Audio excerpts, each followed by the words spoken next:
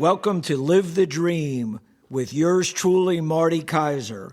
Buckle up and let's get started. Happy Friday, everyone. Marty Kaiser here with our Friday edition of Real Estate Tidbits. Hope everyone's having a good week. We're starting getting our warm weather, so it looks like it's going to be a pretty warm late spring and summer. I wanted to go over a few things today. The first thing I'll do is I've got the highlight of everybody's weekend waiting for you. We're doing an open house this Sunday in Hunters Creek in the Westshire community. The address of the open house is 4908 Old Cary Drive. We'll be holding the open house from noon to 3. It's a great house. It's a 4-bedroom, 2.5 bath. It's a 1-story, 2,100 living area. It's got a nice in-ground pool and deck area.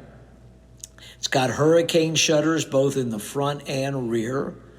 The home is in excellent condition. It's got an almost brand new air conditioning system, and it's a great price. It's asking $514,906. Again, it's going to be an open house this Sunday, noon to 3 at 4908 Old Cary Drive in the Westshire section of Hunters Creek. So it's on the west part of Town Center Boulevard. It's the village just past the Vistas. So everybody come, and I'd love to meet you and show you around the house and see how I can help you with your real estate needs. If you have questions before the open house, feel free to contact me. Again, I'm Marty Kaiser, of course, with Better Homes and Gardens. I can be reached at 407-595-9700. You can call or text me, and my email address is marty@floridasells.com.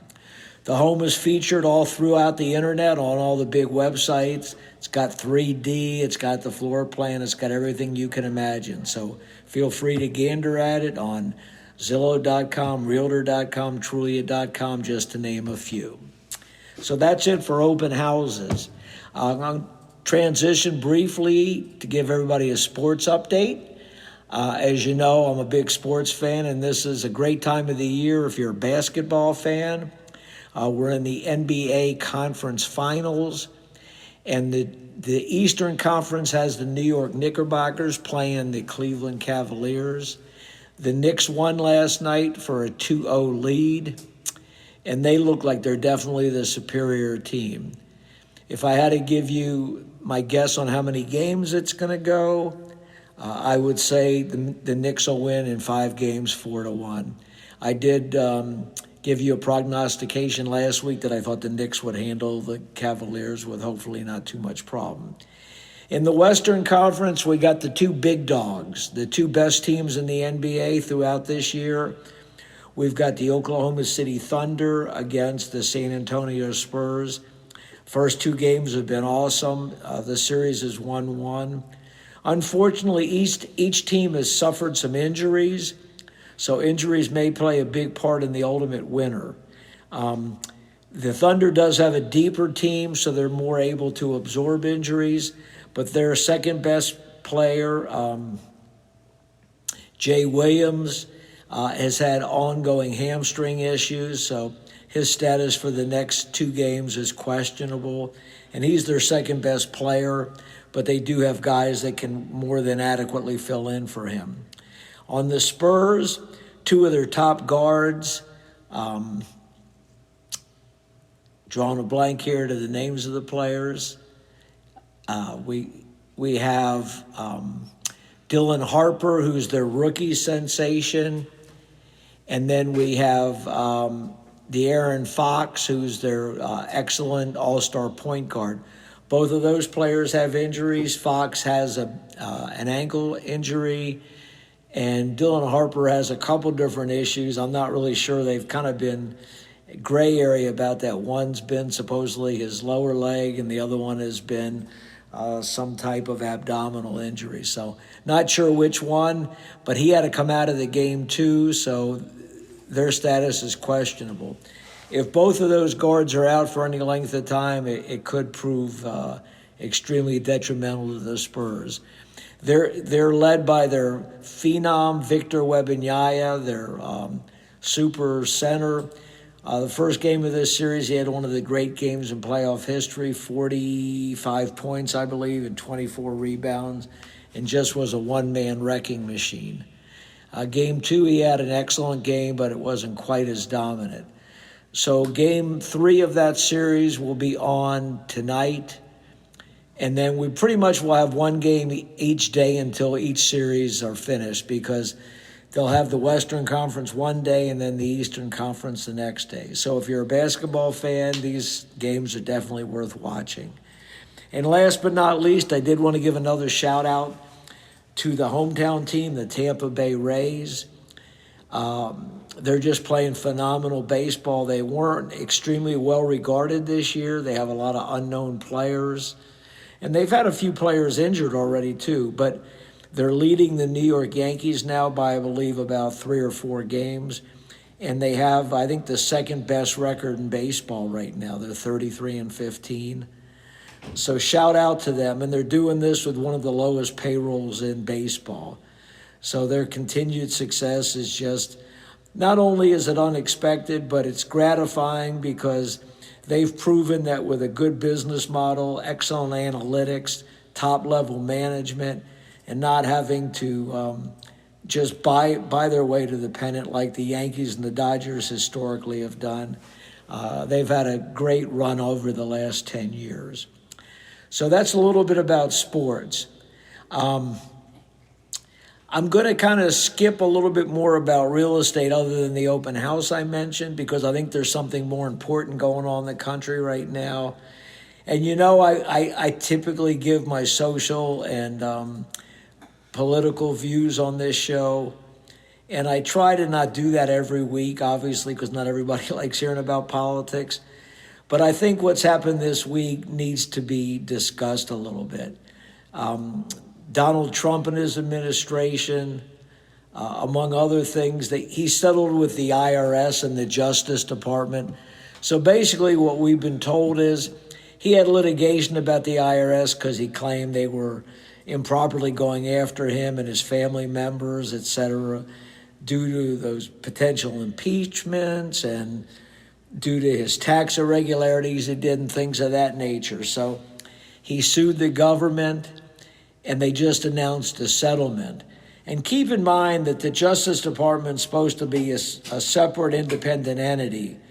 But the Justice Department under Trump is like his private law firm. It's really, it's shameful and it's scary at the same time because, again, we're going from a democracy over the last 250 years to a lot of one man controlling a lot of things that in our Constitution, the president's not supposed to control. But these Justice Department people will pretty much do whatever he tells them to do. So they settled with him. So they agreed to the following. They agreed to drop all the investigations of him. They also agreed that they will not go after him or any of his family members or possibly any of his close governmental folks that work with him, and he would drop the monetary claims against them. So basically, he just kind of signed himself a blank check. So whatever corruption he and his family does, the Justice Department is constrained from going after them. But that's not the worst thing he's done. He got the government to agree to reimburse potential victims, as he calls them, $1.8 billion. I call it the most corrupt slush fund that's ever been instituted in the United States. And what do I mean by a slush fund? Well, one of the big groups of people that potentially could benefit monetarily from this is the traitors that tried to overthrow the government in 2020. As everyone knows that watched the TV, between the election and Joe Biden getting sworn in the beginning of 2021, we had a riot-type situation at the Capitol in Washington, D.C., and it was a violent thing. They threatened to hang Vice President Pence. Some of the Capitol Police were severely injured. A couple of them actually died as a byproduct of that. And a number of these folks were charged and convicted with crimes, as well they should be, because it was just a disgusting display of anti-United States activity, and in my opinion, traitorous activity. And when Trump got in office on this second term, of course, he pardoned almost all of these guys. So not only were their sentences commuted and their violations erased from the public record, but now they can sue for damages and get reimbursed from this slush fund. Now, just recently, in the last day or two, a couple of the Republicans have stood up and are uncomfortable with this. So we'll see if there are any ramifications of Congress standing up to them on this and possibly voiding this. But right now there's a $1.8 billion slush fund. And I say this in a larger context. It doesn't matter to me whether you're Republican, Democrat, liberal, or conservative. Everybody has their own viewpoints on how the country should be governed, in terms of our way that we conduct ourselves toward our citizenry, what our foreign policies are, what our preferences about religious freedom, all those things. They're opinions.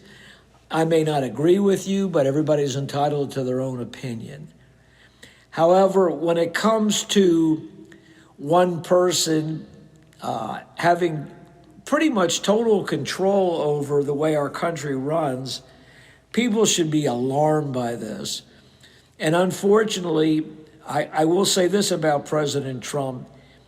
He's effectively manipulated and overseen the government to do exactly what he wants, because what he's done in this second term, he's appointed a bunch of yes men. People that will not argue with him, will do what he says, whether it's legal, immoral, or not. And unfortunately, the Republicans that have tried to oppose him, the only ones that have done this pretty much up to this point are either the ones that were already retiring, so they didn't have to worry about his retribution against them, or we've had a few cases of Republicans running for re-election, and because he went after these people because he didn't like that they didn't agree with him, he's gotten them what they call primaried. So in these last Republican primaries that took place this week, I think there was 2 or 3 that he strongly opposed, and they've all lost. So they'll be having to resign from, not resign, but they won't be able to be reelected in Congress. And that, to me, is really scary, because a lot of politicians value their job and power more than they value their ethics and morals. And so they've kind of put their ethics and morals on the back burner and let Trump get away with whatever he wants to do as long as they can retain power and be on his good side. And it's really just not how our country was predicated. And, now a few of them have finally stepped up, and now they're making they want a discussion and possibly curtailing his War Acts power, because he basically circumvented Congress with this incursion into Iran. And I think most people, again, that are trying to look at this objectively would say up to this point, this Iran incursion has been an abysmal failure. Not only have we spent hundreds of billions of dollars, but we've put a more violent regime in Iran. We've probably put our country a lot more at risk. And in spite of what Trump had said, which basically was misrepresentations, distortions, and if we're being truthful about it, lies, we've only minimized Iran's capabilities of doing warlike activities. We far from curtailed it. According to most experts that have commented on this, Iran has still retained 60 to 70% of their offensive capabilities. And that's in spite of what Trump and Israel had done in 2025, around 9 months ago, where we had a lesser incursion, but we did a lot of bombing then. And Trump came out and said we had pretty much decimated and negated Iran being a nuclear threat. And then when we started this incursion, he completely said the opposite. And basically, there's just been one lie after another. And the sum total of this is, regardless of what ends up happening with this, whatever kind of settlement we make, whatever kind of spin Trump puts on it, it's going to be a negative result for the United States. And the other thing it's really done is we went into this, other than ourselves and Israel, we had none of our allies. And you can certainly argue that our allies weren't supportive. But the thing is, we're in a global world now. We're not like we were 7,500 years ago. You can't do things single-handedly, especially when you're complaining about these runaway deficits and stuff. We've cut health care, we've cut social programs, et cetera, because supposedly we can't afford them. So we've minimized the type of health care that a lot of people get. But yet we're able to spend hundreds of billions of dollars in these warlike activities. So there's just a complete distortion and misrepresentation of not only the facts, but of course our priorities. But we've also, our allies don't believe a lot of what we said. They're questioning our leadership capabilities. It's just been an overall negative situation. I personally fear for our country's future right now. Another 2.5 years of this maniacal egomaniac who controls things pretty much single-handedly. There's no telling what kind of result of 4 more years of him is going to have on our future in the country. And we've already seen a lot of this has taken place in the first year and a half of his reelection. And I think it's created a lot of stress for a lot of people. Again, whether you like him or not, he dominates the news. And I think it creates a lot of stress for people. Also, you combine that with some of the incompetence he's put into office, our increasing lack of preparedness if we have another pandemic. You know, we've got an anti-vaxxer in there who is trying to decimate our healthcare system. We have this Ebola situation in Africa right now. Hopefully, we're not going to be affected by it here, but things can spread, and all it takes is a few people to somehow get in U.S. land that were somehow exposed to somebody in the affected countries in the Congo and Africa, and you just never know what's going to happen. The most recent predictions are best case scenario to come up with an effective vaccination, and there's no guarantee of this, would be at least 9 months now. And the resources and the focus on getting a vaccine are questionable at this time for a lot of different reasons. I'm not a doctor, but, you know, just putting your head in the sand and saying, oh, you know, this is no big deal is foolhardy and a very risky way to undertake things. And I think what we do right now is things that we don't agree with from our presidential level, they're just poo-pooed or negated. For example, everybody argues about environmental change and climate control, but look at our climate this year. We've had huge heat waves in places that never have had them. In Florida, we had that record cold wave. We're supposedly going to have this massive El Nino later in the year that's going to affect more of our West Coast, and they say it could be a really bad one. I guess the only positive for that El Nino is it might make the hurricane activity in Florida not as severe as it normally would have been. But there's a lot of things going on, and it's obvious that something's changed with our climate. You can put whatever kind of wording you want on it, but saying that we're not going through climate change is just, you know, putting your head in the sand and trying to carry on like as if nothing happened. Look at Florida. Look at the decimation that's occurred over the past few years on the southwest coast of Florida. And they keep rebuilding. Well, they're going to keep having these hurricanes and tornadoes and such. And eventually, they're not. Besides it being unaffordable, they're not going to keep insuring these things. If properties keep getting destroyed on a multiple basis, why would an insurance company want to insure those? In Florida, we need to have a rethinking of where we're going to build.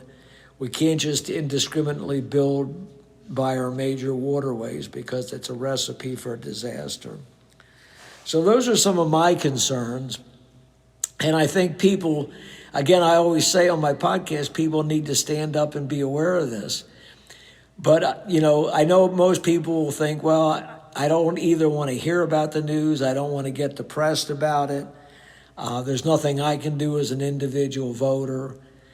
But I think you need to do something about it. We're poorly represented in Florida. The insurance companies have done a terrible job of insuring us. Our politicians here have kind of rubber stamped the insurance companies. They've rubber stamped the utility companies. Look how much people are paying now for everyday things. Look at your electric bills. Look at your gasoline bills due to Trump's incursion into Iran.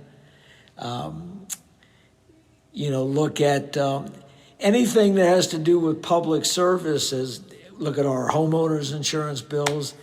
These are dramatically affecting houses.